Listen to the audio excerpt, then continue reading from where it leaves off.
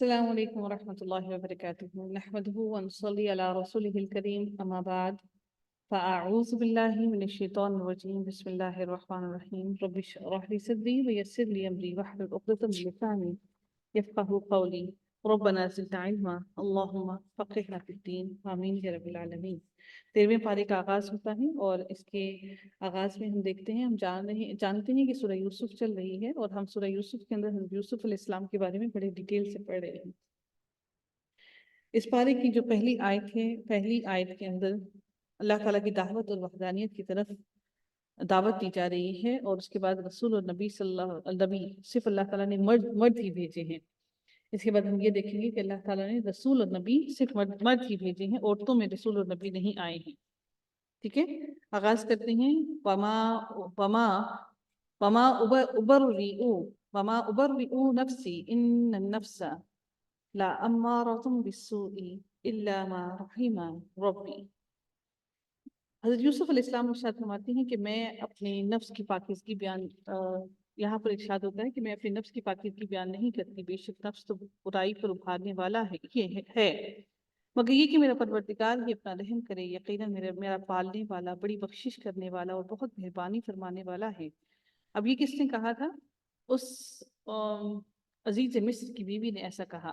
بادشاہ نے کہا اسے میرے پاس لاؤ کہ میں اسے اپنے خاص ذاتی کاموں کے لیے مقرر کر لوں۔ اتنے سالوں کی قید کے بعد اب ان کو نہ صرف ان کو وہاں سے آزادی ملی، بلکہ اب ان کو اس الزام سے بھی اللہ تعالیٰ نے ان کو پاک کر دیا۔ اتنے سال انہوں نے انتظار کیا، حالانکہ وہ جانتے تھے، وہ چاہتے تو پھر سے ان سے گواہی دلوا سکتے تھے، لیکن انہوں نے اپنی آزادی لینے سے پہلے انہوں نے اپنے آپ کو اس الزام سے بری ذمہ کرنا چاہا۔ اس وجہ سے انہوں نے اس سے کہا کہ وہ جو قیدی آیا تھا، جو کہ اس وقت بادشاہ کی خدمت کر رہا تھا، اس سے کہا کہ اب تم جا کر اپنے بادشاہ سے پوچھو کہ ان عورتوں سے ان کا احوال پوچھو کہ انہوں نے مجھ کو غلط الزام لگایا تھا یا وہ حقیقت اور سچ کی بات تھی۔ تو آگے ارشاد ہوتا ہے کہ بادشاہ نے کیا کہا کہ اس شخص کو لے کے آؤ، یعنی کہ حضرت یوسف علیہ السلام کو لے کے آؤ تاکہ میں اس کو اپنے ذاتی کاموں کے لیے مقرر کر لوں۔ پھر جب اس سے بات چیت کی تو کہنے لگا کہ تو ہمارے ہاں آج سے ذی العزت اور امانت دار ہے، نہ صرف بلکہ میں نے تمہیں عزت دیتا ہوں، بلکہ تو ہمارے لیے امانت دار بھی ہے، مکین امین، کہ میں آپ ہمارے لیے امانت دار بھی ہیں۔ مکین امین کیا ہے؟ یہ کون سا مرکب ہے؟ جلدی بتائیے گا۔ مکین امین کون سا مرکب ہے؟ مرکب توصیفی۔ جی ہاں، بارک اللہ فیک، مرکب توصیفی ہے۔ اچھا جی، اس کے بعد پھر جب اس سے بات چیت کی تو وہ کہنے لگا کہ تو ہمارے ہاں آج سے بہت عزت دار اور امانت دار ہے۔ یوسف علیہ السلام نے کہا آپ مجھے ملک کے خزانوں پر مقرر کر دیجیے، میں حفاظت کرنے والا اور باخبر ہوں، کہ میں ان کی حفاظت بھی کروں گا اور میں باخبر بھی رہوں گا اس چیز سے کہ کیا کیا معاملات ہو رہی ہیں۔ تو پھر اللہ تعالیٰ پہ اب آگے اللہ تعالیٰ ارشاد فرماتے ہیں کہ وَكَذَلِكَ مَكَّنَّا لِيُوسُفَ فِي الْأَرْضِ، اس طرح ہم نے یوسف علیہ السلام کو ملک کا قبضہ دے دیا۔ اچھا، یہ یوسفہ کے اوپر یوسفہ کیوں ہے، یوسفو کیوں نہیں ہے؟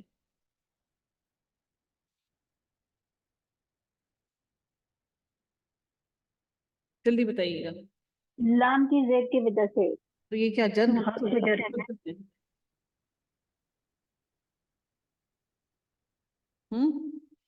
یوسفی ہونا چاہیے تھا، زبر کیوں ہے؟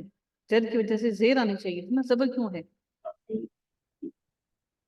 یہ منصرف اسما میں سے ہے، غیر منصرف، منصرف پہ تو زیر آتی، یہ غیر منصرف، ٹھیک ہے، غیر منصرف، سوری۔ اس وجہ سے زیر نہیں آئے گی، اس کے ساتھ زبر آئے گی، یہ بیسیکلی اس کی زید کی حالت ہے، ٹھیک ہے۔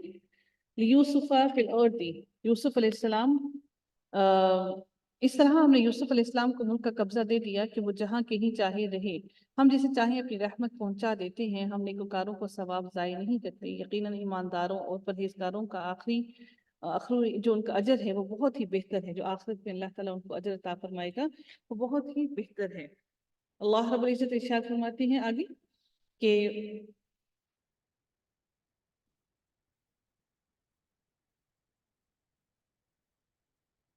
وَجَاءَ إِخْوَةُ يُوسُفَ، اب یوسف علیہ السلام کے بارے میں پھر بات ہو رہی ہے کہ یوسف علیہ السلام کے بھائی جب یوسف علیہ السلام کے بھائی آئے۔ اچھا، یہ اخوۃ یوسف یہ کیا ہے؟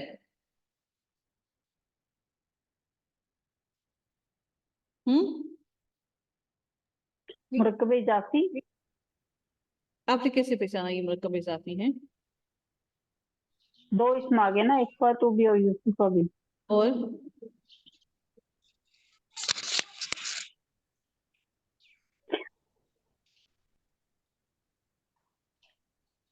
मैम जी आयत नंबर बता दें। आयत नंबर 58। मैम ता पे एक पेश है इसलिए। हाँ जी, बिल्कुल ऐसा ही है। और यूसुफ जो है ये कौन सी हालत में है? ये गैर मुंसरिफ है ना। हालत जर में जेद की हालत जर में है, ठीक है जी। ये एक पेश है, इसके इराब हल्के हुए और ये हालत जर में है, इस वजह से हमें पता लगा कि ये मुरक्कब इजाफी है, ठीक है। तो यूसुफ अलैहिस्सलाम के भाई और आए और यूसुफ के पास गए तो उसने उन्हें पहचान लिया और उन्होंने इसे ना पहचाना। हज़रत यूसुफ अलैहिस्सलाम यानी कि उनको पहचान लिया लेकिन भाइयों ने नहीं पहचाना। जब उन्हें उनका असबाब मुहैया कर दिया तो कहा कि तुम मेरे पास अपने उस भाई को भी लाना जो तुम्हारे बाप से है। क्या तुमने देखा नहीं कि मैंने नाप को भी पूरा दिया और मैं हूँ भी बेहतरीन मेहरबानी करने वाला मेहमान।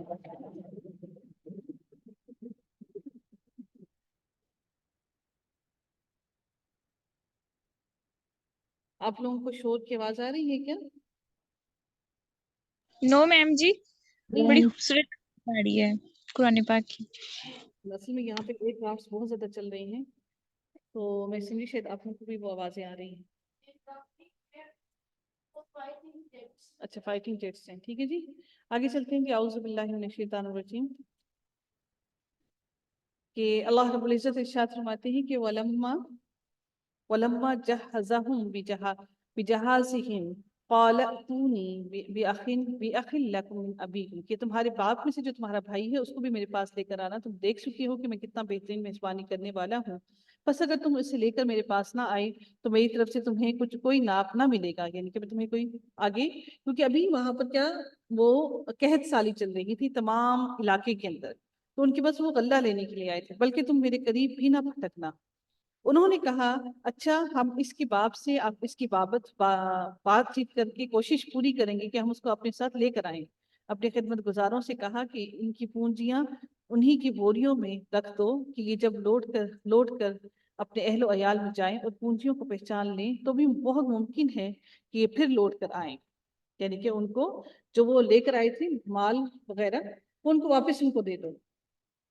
कि वो खरीदने के लिए जो लाना चाहते थे, कि इंसान है ना, एक लालच भी होता है।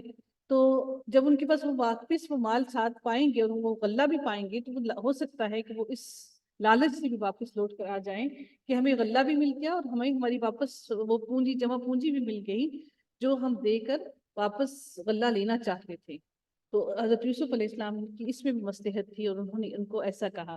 फलम्मा रजअू इला अबीहिम क़ालू या अबाना, जब ये लौट कर अपने वालिद के पास गए तो कहने लगे अब्बा जी, हमसे तो गल्ला का पैमाना रोक लिया गया। अब आप हमारे साथ हमारे भाई को भेजिए कि हम पैमाना भर कर लाएं, हम इसकी निगरानी के जिम्मेदार हैं। कहा कि मुझे तो इसकी बाबत यानी कि इसके मुतल्लिक, अपने बेटे के मुतल्लिक भी तुम्हारे ऊपर वैसा ही एतबार है जैसा तुमने इसके भाई यानी कि यूसुफ अलैहिस्सलाम के साथ किया था। बस अल्लाह ही बेहतरीन हिफाजत करने वाला है और वो हाफिज है और है भी वो सब मेहरबानों से बड़ा मेहरबान भी है। मैं अल्लाह के सुपुर्द इनको करके अपने बेटे को तुम्हारे हवाले करता हूँ। जब उन्होंने अपना असबाब खोला तो उन्होंने अपना सरमाया मौजूद पाया, यानी कि जब उन्होंने अपना वो माल खोला, गल्ला खोला, तो उन्होंने अपना वो सरमाया मौजूद पाया, जो पैसा था जो उन्होंने दिया था वो उन्होंने मौजूद पाया जो उनकी जानिब लौटा दिया गया। कहने लगे ए हमारे बाप, हमें और क्या चाहिए, देखिए तो ये हमारा सरमाया भी हमें वापस लौटा दिया गया है। हम अपने खानदान को हम अपने खानदान को कभी भी रुस्वा नहीं करेंगे और हम उनको बेहतर ही अता करेंगे और अपने भाई की निगरानी भी करेंगे और एक ऊंट का पैमाना ज्यादा भी लेकर आएंगे।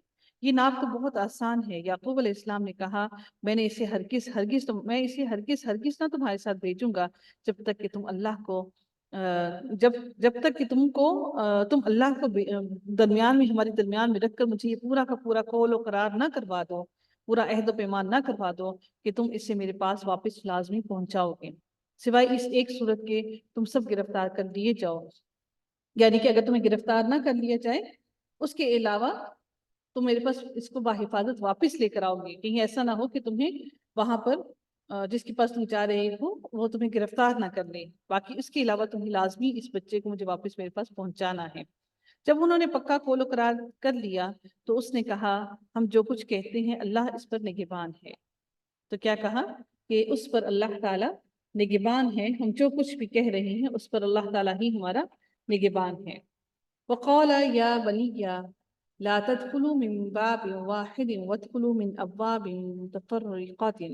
اب دیکھیے یہ نبی نے اپنے بیٹوں سے کہا، کیا کہا کہ اور کہنے لگا اے میرے بیٹو، اے میرے بچوں، تم سب ایک دروازے سے نہ جانا بلکہ کئی ایک دروازوں میں سے جدا جدا الگ الگ طرف سے داخل ہونا. میں اللہ کی طرف سے آنے والی کسی چیز کو تم سے ٹال نہیں سکتا، کہ جو اللہ کی طرف سے تمہیں پریشانی آ جائے، کوئی تکلیف آ جائے، اس کو میں ٹال نہیں سکتا، لیکن حکم صرف اللہ ہی کا چلتا ہے.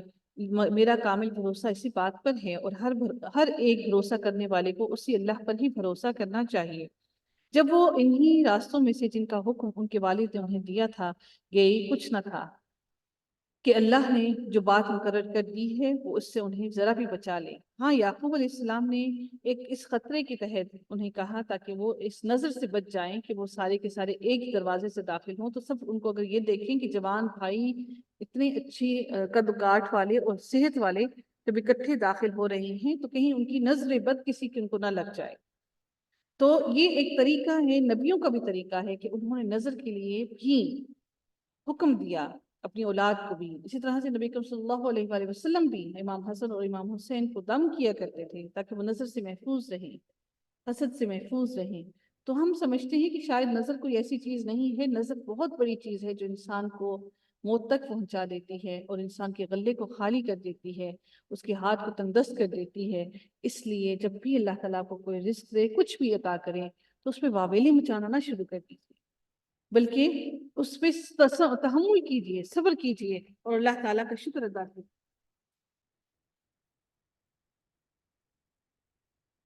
تو اللہ تعالیٰ پھر ارشاد فرماتے ہیں کہ یہ سب جب یوسف کے پاس پہنچ گئے تو اس نے اپنے بھائی کو اپنے پاس بٹھا لیا اور کہا کہ میں تیرا بھائی یوسف ہوں، یعنی کہ بنجمین جو ان کا بھائی تھا اس کو کہا بس یہ جو کچھ کرتے رہے اس کا کچھ رنج نہ کر، تو اس کا رنج کچھ نہ کر.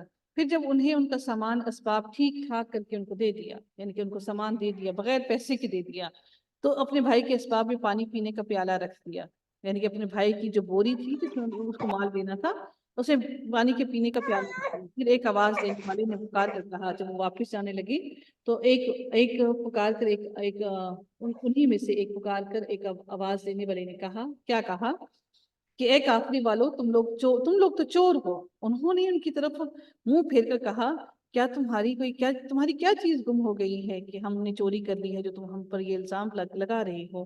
جواب دیا کہ ہماری شاہی جام یعنی کہ ہماری شاہی پیالہ گم ہو گیا ہے، جو اسے لے آئے اسے ایک اونٹ کے بوجھ کا غلہ ملے گا، اس وعدے کا میں ضامن ہوں.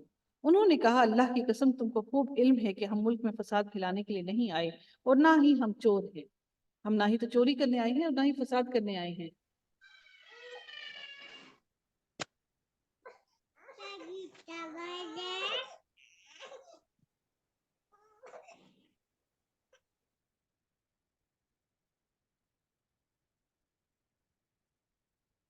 جواب دیا کہ اس کی سزا یہی ہے کہ جس کے اسباب میں سے پایا جائے وہی اس کا بدلہ ہے، ہم تو ایسے ظالموں کو ایسی ہی سزا دیا کرتے ہیں، ان ظالموں کو ایسی سزا ملے گی.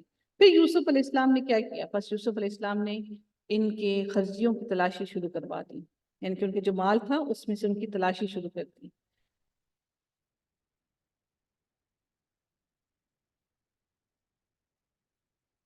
فَبَدَأَ بِأَوْعِيَتِهِمْ قَبْلَ وِعَاءِ أَخِيهِ. تو انہوں نے کیا کیا؟ ان کی جب تلاشی شروع کی اپنے بھائی کی سامان کی جب تلاشی سے پہلے کیا ہوا کہ پھر جب اس جام کو اپنے بھائی کی اس میں سے اس کی بوری میں سے اس کے مال میں سے نکالا، ہم نے یوسف علیہ السلام کے لیے اس طرح کی یہ تدبیر اس لیے کی کہ اس بادشاہ کے انصاف کے دور سے یہ اپنے بھائی کو نہ لے سکتا تھا، یعنی کہ بادشاہ کی وجہ سے وہ جو وہاں کا اس وقت انصاف تھا وہ اپنے بھائی کو ایسے نہیں اپنے ساتھ رکھ سکتا تھا. لیکن جو انصاف تھا وہ یہ تھا کہ اگر تو اس نے کوئی چوری یا کوئی ایسی غلطی کی ہوگی تو صرف اس صورت میں وہ ان کے بھائی کو اپنے پاس روک سکتا تھا، ادروائز وہ نہیں روک سکتے تھے حضرت یوسف علیہ السلام. تو اس لیے اس انصاف کے تحت انہوں نے یہ تدبیر کی تاکہ وہ اپنے بھائی کو اپنے ساتھ روک سکیں، مگر یہ کہ منظور اللہ ہو، ہم جسے چاہے درجے بلند کر دیں. ہم علم کے اعتبار سے فوقیت رکھنے والے اور با علم ہیں، وفوق فوقیت رکھنے والے، کل ذی علم علم کے اعتبار سے، اور علیم کہ ہم علیم علم والے اور جاننے والے ہیں۔ قالوا انہوں نے کہا، کیا کہا؟ کہنے لگے کہ اگر اس نے چوری کی تو اس کا بھائی بھی پہلے ہی چوری کر چکا ہے، یعنی کہ وہ حضرت یوسف اتنا کچھ ہو جانے کے بعد ابھی بھی یوسف علیہ السلام کے بارے میں بدگمان ہی تھے، اور وہ کہنے لگے کہ اگر اس نے چوری کی تو اس کا بھائی بھی چور تھا اس سے پہلے، من قبل فأسرها یوسف فی نفسه ولم یبدها لهم، تو یوسف علیہ السلام نے اس بات کو اپنے دل میں رکھ لیا اور ان کے سامنے بالکل ظاہر نہ کیا، کہا کہ تم گھٹیا درجے کے ہو اور جو تم بیان کرتے ہو اسے اللہ تعالیٰ خوب جانتا ہے۔ قال انتم شر مکانا واللہ اعلم بما تصفون، جو تم بیان کر رہے ہو اللہ بہتر جانتا ہے اس کو۔ کہنے لگے اے عزیز مصر، اس کے والد بہت بڑی عمر کے بالکل بوڑھے شخص ہیں، آپ اس کے بدلے ہم میں سے کسی کو رکھ لیجئے اپنے پاس، ہم دیکھتے ہیں کہ آپ بڑے محسن شخص ہیں۔ یوسف علیہ السلام نے کہا ہم نے جس کے پاس اپنی چیز پائی ہے اس کے سوا دوسرے کی گرفتاری کرنے سے اللہ کی پناہ چاہتے ہیں، ایسا کرنے سے تو یقیناً ہم ناانصاف ہو جائیں گے۔ جب یہ اس سے مایوس ہو گئے تو تنہائی میں بیٹھ کر مشورہ کرنے لگے، ان میں سے جو سب سے بڑا تھا اس نے کہا تمہیں معلوم نہیں کہ تمہارے والد نے تم سے اللہ کو بیچ میں درمیان میں اپنے رکھ کر ایک پختہ قول و قرار اور وعدہ لیا ہے، اور اس سے پہلے یوسف کے بارے میں تم زبردست قصور کر چکے ہو، یعنی کہ تم نے یوسف کے بارے میں غلط کام کیا ہے، ٹھیک ہے؟ تو بس میں تو اس سرزمین سے ہرگز نہ نکلوں گا جب تک کہ والد صاحب خود مجھے اجازت نہ دیں، یا اللہ تعالیٰ میرا یہ معاملہ اس معاملے کا فیصلہ کر دے، یا پھر اللہ تعالیٰ میرے اس معاملے کا فیصلہ کر دے،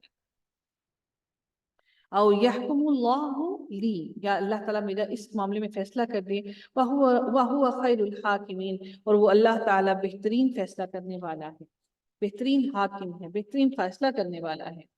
آگے ارشاد ہوتا ہے ارجعوا الی ابیکم فقولوا یا ابانا، تم سب والد صاحب کی خدمت میں واپس جاؤ۔ ایک بھائی نے کہا میں نہیں جاؤں گا، تم سب باقی کے سارے جاؤ، ارجعوا الی ابیکم، کہ تم سب کے سب اپنے والد صاحب کے پاس واپس جاؤ اور کہو کہ ابا جی آپ کے صاحبزادے نے چوری کی اور ہم نے وہی گواہی دی تھی جو ہم جانتے تھے، ہم کچھ غیب کی حفاظت کرنے والے نہ تو نہیں تھے، ہمیں تو نہیں معلوم کہ غیب میں در حقیقت اصل بات کیا ہے۔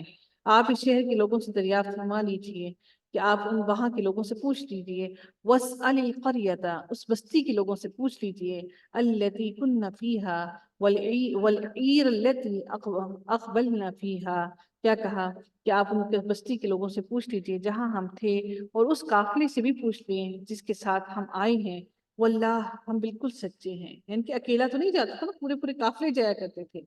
کہا یہ تو نہیں بلکہ تم نے اپنی طرف سے بات بنا لی ہے، بس اب صبر ہی بہتر ہے، کیا عجب کہ اللہ تعالیٰ ان سب کو میرے پاس ہی پہنچا دے، وہی علم اور حکمت والا ہے۔ پھر ان سے منہ پھیر لیا اور کہنے لگے آہ یوسف، کیا کہا؟ پھر دیکھیں، پھر باپ کو یاد آیا اپنا بیٹا، یا اسف علی یوسف، کیا کہا انہوں نے؟ آہ یوسف، اس کی آنکھیں بوجہ رنج اور غم کے سفید ہو چکی تھیں اور وہ غم کے مارے اٹھا جا رہا تھا۔ وَبْيَضَّتْ عَيْنَهُ، اس کی آنکھیں من الحزن، غم سے کیا ہو گئی تھی؟ سفید ہو گئی تھی۔ فَهُوَ قَذِيمٌ، اور وہ غم کے مارے گھٹا جا رہا تھا، دل گھٹ رہا تھا، وہ رنج سے دل جو ہے وہ گھٹ رہا تھا۔ قالوا، انہوں نے کہا، تاللہ، یہ تا جو ہے یہ قسم کے لیے ہے، تاللہ قسم ہے اللہ تعالیٰ کی، قسم ہے واللہ اللہ کی قسم، تذکروا یوسف، کیا کہا کہ واللہ تم تو ہمیشہ یوسف کی یاد نہیں لگے رہو گے۔ بیٹوں نے کیا کہا کہ واللہ تم تو ہمیشہ یوسف کی یاد میں لگے رہو گے، یہاں تک کہ گھل جاؤ یا ختم ہو جاؤ یا ہلاک ہو جاؤ، او تکون من الہالکین، یہاں تک کہ تم ہلاک ہو جاؤ۔ ہم اتنے بیٹے ہیں تمہارے پاس اور آج بھی تم اسی یوسف کی غم میں اور رنج میں مبتلا ہو۔ قالا، اس نے کہا، حضرت یعقوب علیہ السلام نے کیا کہا؟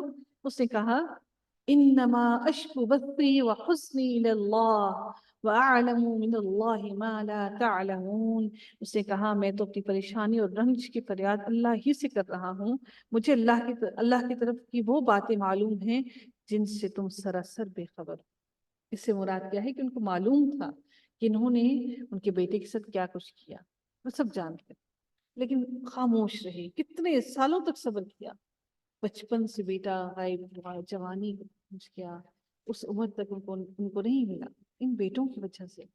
ये हसद है। आप समझते हैं ना कि हसद नहीं होता बहन भाइयों में, होता है, ये नेचुरल है। या बनिया, मेरे प्यारे बच्चों, तुम जाओ और यूसुफ की और उसके भाई की पूरी तरह तलाश करो, और अल्लाह की रहमत से ना उम्मीद ना हो। यकीनन रहमत रब से ना उम्मीद वही हुआ करते हैं जो काफिर हैं। इल्लल कौमुल काफिरून, अल्लाह की रहमत से वही वही इनका जो इनकार करने वाले हैं वही मायूस हुआ करते हैं। फिर इरशाद होता है, फिर जब लोग यूसुफ अलैहिस्सलाम के पास पहुंचे तो कहने लगे कि ए अजीज मिस्र, हम और हमारा खानदान बड़ी तकलीफ में हैं, हम हकीर पूंजी लेकर आए हैं, यानी कि वो पैसा लेकर आए थे कुछ, कि आप इसको रिहा कर दीजिए, बस आप हमें हमारा पूरा पैमाना दीजिए और हम पर खैरात कीजिए। अल्लाह ताला खैरात करने वाले को बदला देता है, कि हम पर खैरात कर दीजिए, हम इससे ज़्यादा अदा नहीं कर सकते। बेशक अल्लाह ताला खैरात करने वालों को अच्छा बदला देता है। क़ाल हल अलिमतुम मा फ़अलतुम बियूसुफ़ व अख़ीही इज़ अंतुम जाहिलून। यूसुफ अलैहिस्सलाम ने कहा, जानते भी हो कि तुमने यूसुफ और उसके भाई के साथ अपनी जहालत में क्या क्या किया? उन्होंने पूछा, शायद तू ही यूसुफ है। जवाब दिया कि हाँ, मैं ही यूसुफ हूँ और ये मेरा भाई है। अल्लाह ताला ने हम पर फजल करम किया।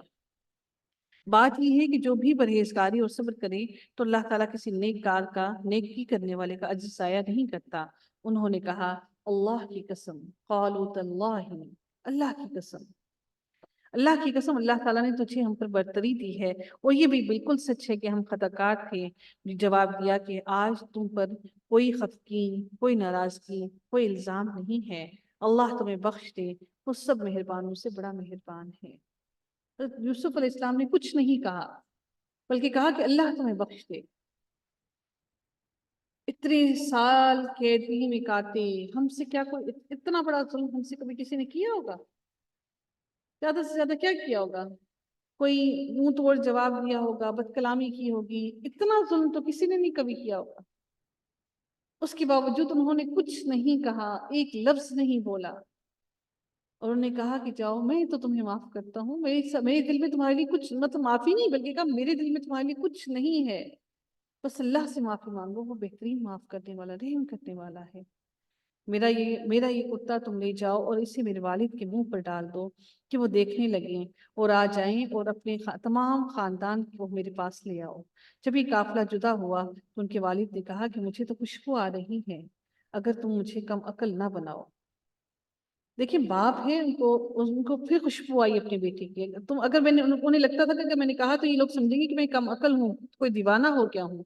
वो कहने लगे कि वल्लाह, आप तो अपनी इसी पुरानी गलती पर कायम हैं। जब खुशखबरी देने वाले ने पहुंचकर उसके मुंह पर वो कुर्ता डाला, उसी वक्त वो फिर से बीना हो गए, उनको नजर आने लगा। कहने लगे, क्या मैंने तुमसे ना कहा था कि मैं अल्लाह की तरफ से वो बातें जानता हूँ जो तुम नहीं जानते? वो कहने लगे, अब्बा जी, आप हमारे लिए हमारे गुनाहों की बख्शिश तलब कीजिए, बेशक हम कसूरवार हैं, बेशक हमने गलती की, बेशक हम कसूरवार थे। कहा, अच्छा, मैं तुम्हारे लिए अपने परवरदिगार से बख्शिश मांगूंगा, वो बेशक बहुत बख्शने वाला और रहम करने वाला है। फलम्मा दखलू अला यूसुफा अवा इलैहि अबवैहि वक़ालत दुखुलू मिस्र इंशाअल्लाहु आमिनीन। जब ये सारा घराना, तमाम के तमाम अहलो अयाल, सारे के सारे यूसुफ अलैहिस्सलाम के पास पहुंच गए, तो यूसुफ अलैहिस्सलाम ने अपने माँ बाप को अपने पास जगह दी, अपने साथ बिठाया और कहा कि अल्लाह को मंजूर है कि आप सब अमन व अमान के साथ मिस्र में आए। अपने तख्त पर अपने माँ बाप को ऊंचा बिठाया और सब उसके सामने सजदे में गिर गए। बाकी जो उनके भाई थे वो सारे उनके सामने सजदे में गिर गए। ये सजदा जो था, ये ताजीम का सजदा था, इबादत का सजदा नहीं था। उस वक्त ये इस चीज की इजाजत थी। ठीक है, फिर फिरौन ने जब अपने आगे सजदा करवाना शुरू किया तो फिर अल्लाह ताला ने इसकी ममानियत कर दी कि ताजीम के तौर पे भी आप अगर किसी के सामने सर को नहीं झुका सकते। ठीक है, तो उस वक्त की ताजीमन सजदा करने की इजाजत थी, कि ताजीमन कर सकते हैं, लेकिन अल्लाह जो है, इबादत के लिए सजदा अल्लाह के सामने करना है। तो जब उन्होंने अपने तख्त पर बिठाया तो सारे उनके सामने तख्त सजदे में गिर गए। तब कहा, अब्बा जान, ये है मेरे पहले ख्वाब की ताबीर, मेरे रब ने इसे सच्चा कर दिखाया। जो उन्होंने कहा, देखा था ना ख्वाब में وہ جو ان کے آگے ستارے سجدہ کر رہے تھے، تو اس نے میرے ساتھ بڑا احسان کیا جبکہ مجھے جیل خانے سے نکالا اور تمہیں صحرا سے لے آیا۔ اس اختلاف کے بعد جو شیطان نے مجھ میں اور میرے بھائیوں میں ڈال دیا، انہوں نے یہ نہیں کہا، سبحان اللہ کتنی بڑی بات ہے، انہوں نے یہ نہیں کہا کہ میرے بھائیوں نے میرے ساتھ یہ کچھ کیا، انہوں نے کیا کہا کہ جو شیطان نے ان نزغ الشیطان بینی و بین اخوتی، انہوں نے کیا کہا کہ جو شیطان نے میرے بیچ میں اور میرے بھائیوں کے بیچ میں ڈال دیا، اللہ تعالیٰ نے اس کو بھی ہم سے دور کیا اور ہمارے دل کو سکون عطا کیا۔ میرا رب جو چاہے اس کے لیے بہترین تدبیر کرنے والا ہے، اور ہے بھی وہ بہت علم اور حکمت والا۔ ربی قد آتیتنی من الملک وعلمتنی من تعبیر الاحادیث، اے میرے پروردگار تو نے مجھے ملک عطا فرمایا۔ یہ حضرت یوسف علیہ السلام کی دعا، کیا کہ تو نے مجھے ملک عطا فرمایا اور تو نے مجھے خواب کی تعبیر سکھائی۔ اے آسمان اور زمین کے پیدا کرنے والے، تو ہی دنیا اور آخرت میں میرا ولی اور مددگار اور کارساز ہے۔ تو مجھے مسلمان مار اور مجھے نیکوکاروں میں شامل کر۔ انہوں نے بھی اپنے لیے دعا کی، توفنی مسلما والحقنی بالصالحین۔ اب اللہ تعالیٰ یہ ساری باتیں بیان کرنے کے بعد اللہ تعالیٰ ارشاد فرماتے ہیں کہ ذالک من انباء الغیب، اللہ تعالیٰ نبی کریم صلی اللہ علیہ وسلم کو فرماتے ہیں، کہتے ہیں کہ یہ غیب کی خبروں میں سے ہیں، کہ یہ غیب کی خبریں ہیں۔ نبی کریم صلی اللہ علیہ وسلم وہاں موجود نہیں تھے، جس کی ہم تیری طرف وحی کر رہے ہیں تو ان کے پاس نہ تھا، جبکہ انہوں نے اپنی بات ٹھان لی تھی اور وہ فریب کرنے لگے تھے۔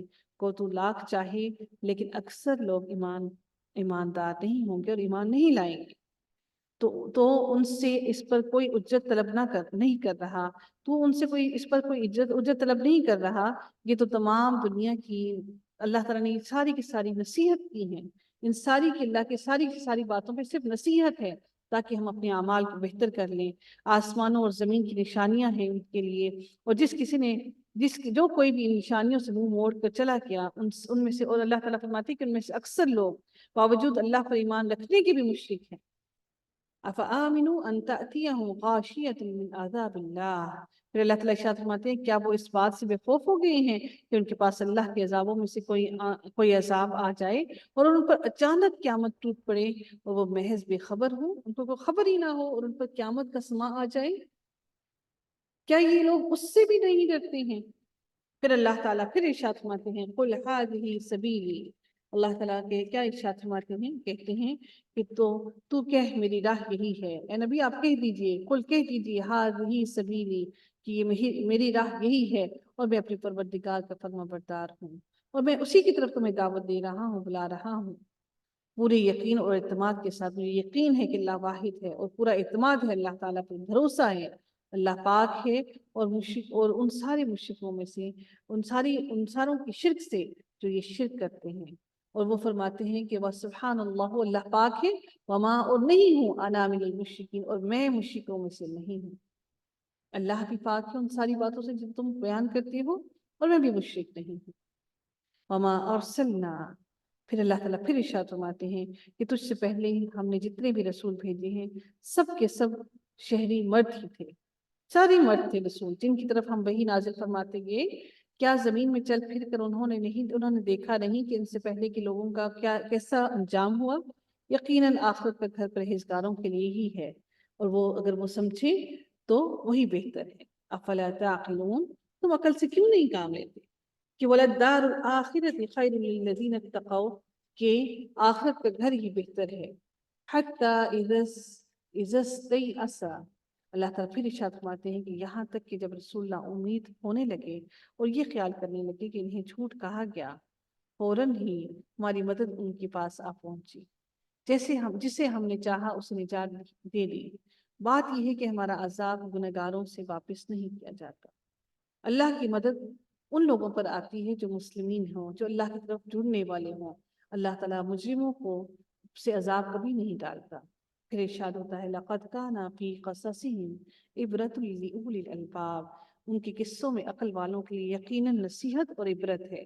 یہ قرآن جھوٹ بنائی ہوئی بات نہیں ہے، یہ جھوٹ نہیں ہے، یفترا، یہ گھڑی ہوئی باتیں نہیں ہیں، ولیکن تصدیق الذی، بلکہ یہ تصدیق کرنے والا ہے، بین یدیہ وتفصیل کل شیء، بلکہ ان ساری باتوں کی تصدیق کرنے والا ہے جو پہلے کی کتابوں میں موجود تھا، بلکہ ان کو ہر چیز کو تفصیل سے بیان کرنے والا ہے، وہدن، اور رحمت ہے، یہ ہدایت ہے، یہ ورحمتن، اور یہ رحمت ہے، لقوم یؤمنون، صرف اور صرف ان لوگوں کے لیے جو یہ ایمان لانے والے ہیں، جو ایمان سے خالی ہیں، ان کے لیے یہ کتاب کچھ بھی نہیں ہے۔ جیسے آپ نے اور میں نے اگر لپیٹ کر اس کتاب کو، قرآن کو لپیٹ کر غلاف کے اندر رکھ لیا تو یہ پھر آپ کی اور میرے لیے کچھ بھی نہیں ہے۔ یہ تب ہدایت اور رحمت ہوگی جب ہم اس کو کھول کر سیکھیں گے، سمجھیں گے، پڑھیں گے۔ اگلی سورت کا آغاز ہوتا ہے سورہ رعد کا، مدنی سورہ ہے، حروف مقطعات سے اس کا آغاز ہوتا ہے، پھر اللہ تعالیٰ انہی الفاظ میں آغاز کرتے ہیں، بسم اللہ الرحمن الرحیم، تلک آیات الکتاب۔ پھر اللہ تعالیٰ نے اپنی کتاب کے بارے میں کہا، بہت سی ہم دیکھ رہے ہیں صورتیں شروع ہی انہی الفاظ سے ہو رہی ہیں کہ یہ وہی کتاب ہے اللہ تعالیٰ کی طرف سے جو اللہ نے نازل کی، والذی انزل الیک من ربک الحق، جو اللہ نے تیری طرف حق نازل کی ہے، لیکن اکثر لوگ اس پر ایمان نہیں لاتے۔ اگر آج سارے کے سارے مسلمان اس قرآن کو سیکھنا شروع کر دیں تو یقین جانیے کہ دنیا میں کوئی اور مذہب باقی ہی نہ رہے، اور یقین جانیے کہ ساری کی ساری دنیا میں سے سارے اختلافات، ساری لڑائیاں، جھگڑے سب ختم ہو جائیں، انصاف پر آ جائیں، اگر ہم اس قرآن کو سیکھ کر اس پر عمل کرنا شروع کر دیں۔ قرآن اللہ نے پڑھنے کے لیے صرف نہیں بھیجا، یہ عمل کے لیے بھیجا گیا ہے۔ اب اللہ تعالیٰ اپنے بارے میں بیان کرتے ہیں کہ اللہ تعالیٰ کون ہے۔ اب اللہ اپنے بارے میں بیان کر رہے ہیں کہ اللہ وہ ذات ہے جس نے آسمان کو اٹھایا، رفع، بلند کیا آسمان کو، بغیر ستونوں کے، بغیر پلرز کے، بغیر عمد، بغیر پلرز کے اللہ نے آسمان، کیا آپ بلڈنگ کھڑی کر سکتے ہیں بغیر پلرز کے؟ جب تک آپ کی بیس نہ ہو زمین پر آپ بلڈنگ کو نہیں کھڑا کر سکتے۔ اللہ تعالیٰ نے آسمان کو کھڑا کیا بغیر ستونوں کے، بغیر پلرز کے، ترونہا، تم دیکھتے ہو اسے۔ پھر اللہ تعالیٰ ثم استوى علی العرش وسخر الشمس والقمر، پھر اللہ تعالیٰ ارشاد فرماتے ہیں کہ اسی نے پھر وہ عرش پر اللہ تعالیٰ کا عرش جو ہے، عرش پر اپنا اللہ تعالیٰ کا اللہ تعالیٰ مستوی، اس کا جو عرش ہے مستوی ہوا، متوجہ ہوا، اور اس کا عرش جو ہے وہ اللہ تعالیٰ نے اوپر اٹھایا، وسخر الشمس والقمر، اسی نے سورج اور چاند کو اللہ تعالیٰ نے ایک دوسرے کا ماتحت بنایا، وہ اپنے وقت مقررہ پر گردش کر رہی ہیں، وہ کام کی تدبیر کرتا ہے، وہ کام کو بہتر جانتا ہے کہ اس کو کیسے کرنا ہے، یدبر الامر، وہ تدبیر کرتا ہے اپنے کام کی، یفصل الآیات، یہ ساری کی آیات ہی، وہ ساری کی ساری آیات کھول کر بیان کرتا ہے تاکہ تم سب کے سب لوگ یہ ساری کی ساری نشانیاں دیکھ کر تم اپنے اللہ کی ملاقات کے پر یقین کر لو، بلقائی، ملاقات کو، ربکم توقنون، اپنے رب کی ملاقات پر یقین کر لو۔ اب اللہ تعالیٰ پھر فرماتے ہیں کہ وہ کون سی ذات ہے۔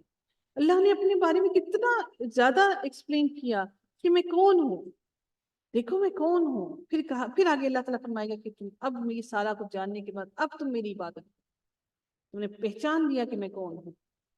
اللہ تعالیٰ فرماتے ہیں اسی نے زمین کو پھیلا کر بچھا دیا اور اس میں پہاڑ اور نہریں پیدا کر دی، اور اس میں ہر قسم کے پھلوں کے جوڑے دوہرے پیدا کر دیے، رات کو دن سے چھپا دیتا ہے، یقیناً غور و فکر کرنے والوں میں اس کے لیے بڑی نشانیاں ہیں۔ وفی الارض، اور زمین کے بارے میں کیا ارشاد فرماتے ہیں، اور زمین میں مختلف ٹکڑے ایک دوسرے سے لگتے لگاتے ہیں، اور باغات ہیں انگوروں کے، اور کھیت ہیں اور کھجوروں کے درخت ہیں، شاخدار، اور بعض ایسے ہیں جو دو شاخیں نہیں ہیں، یعنی کہ بغیر شاخوں کے بھی اللہ تعالیٰ نے بنائے۔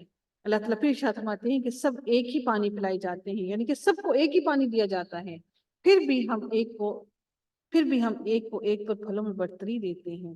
آپ نے دیکھا ہے کہ ایک پودے کو بھی آپ وہی پانی دے رہے ہیں، دوسرے کو بھی وہی دے رہے ہیں۔ پھر اللہ تعالیٰ فرماتی ہے کہ بعضها على بعض في الاكل، کہ ہم بعض میں سے زیادہ ایک ہی نسل کے پودے لگائے ہوئے، ایک پر پھل زیادہ ہوگا اور ایک میں کم ہوگا، یہ بھی اللہ کی قدرت کی نشانیاں ہیں۔ پھر اللہ تعالیٰ فرماتے ہیں کہ یہ سب کچھ میں نے کیوں کیا، سب پر ایک جتنا فروٹ بھی نہیں لگایا، کیوں؟ تاکہ تم اس سے بھی پھل حاصل کرو کہ تمہارے بس میں نہیں ہے، تم اپنے سارے حربے آزما لیے، سب کچھ کر لیا، لیکن میں جس کو جتنا چاہوں گا پھل دوں گا، جس کو جتنا چاہوں گا کھیتی دوں گا۔ اگر تجھے تعجب ہو تو واقعی ان کا یہ کہنا بھی عجیب ہے کہ کیا جب ہم مٹی ہو جائیں گے کیا ہم نئی پیدائش میں ہوں گے؟ ہم دوبارہ سے نئی طرح سے پیدا کیے جائیں گے؟ یہی وہ لوگ ہیں جنہوں نے اپنے پروردگار سے کفر کیا، یہی ہیں جن کی گردنوں میں طوق ہوں گے، اور یہی ہیں جو جہنم میں ہمیشہ رہنے والے ہیں اور اس میں ہمیشہ ہمیشہ رہیں گے۔ وَيَسْتَعْجِلُونَكَ بِالسَّيِّئَةِ، یہ تجھ سے سزا کی طلب میں جلدی کر رہے ہیں راحت سے پہلے ہی، یقیناً ان سے پہلے سزائیں بطور مثال گزر چکی ہیں۔ بے شک تیرا رب البتہ بخشش کرنے والا ہے لوگوں کی بیجا حرکتوں پر بھی، اور یہ بھی یقینی بات ہے کہ تیرا رب بڑی سخت سزا دینے والا بھی ہے، نہ صرف معاف کرنے والا ہے لیکن سزا بھی دینے والا بڑا سخت ہے۔ کافر کہتے ہیں کہ اس پر اس کے رب کی طرف سے کوئی نشان کیوں نہیں اتارا گیا؟ بات یہ ہے کہ یہ تو صرف آگاہ کرنے والا ہے، یعنی کہ نبی کے وسلم صرف آگاہ کرنے والے ہیں اور ہر قوم کے لیے ہادی ہیں، یعنی کہ ہدایت لے کر آنے والے ہیں۔ وَلِكُلِّ قَوْمٍ هَادٍ، نبی کے وسلم صرف اور صرف ڈرانے والے اور قوم کو ہدایت کا رستہ بتانے والے آئے ہیں، اس کے علاوہ وہ اور اللہ کا عذاب نہیں لا سکتے۔ اللہ کا عذاب تو اللہ تعالیٰ ہی لائے۔ جی دوبارہ لنک شیئر کیجیے گا۔ السلام علیکم ورحمۃ اللہ وبرکاتہ، پلیز دوبارہ جوائن کیجیے گا۔